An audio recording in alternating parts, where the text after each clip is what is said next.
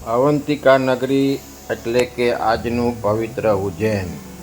આ નગરી માત્ર મહાકાલેશ્વર જ્યોતિર્લિંગ માટે જ નહીં, પરંતુ તેના ખોળામાં પવિત્રતાથી વહેતી મા શિપ્રા નદી માટે પણ વિશ્વભરમાં પ્રખ્યાત છે. સનાતન ધર્મમાં આ શિપ્રા નદીને અતિ પવિત્ર અને મોક્ષદાયીની નદી પણ ગણવામાં આવે છે. દર 12 વર્ષે અહીંયા કુંભ મેળો પણ થાય છે. દેવો અને દાનવો વચ્ચે સમુદ્ર મંથન દરમિયાન અહીંયા અમૃતના કુંભમાંથી અમૃતના ટીપા અહીંયા પણ પડ્યા હતા.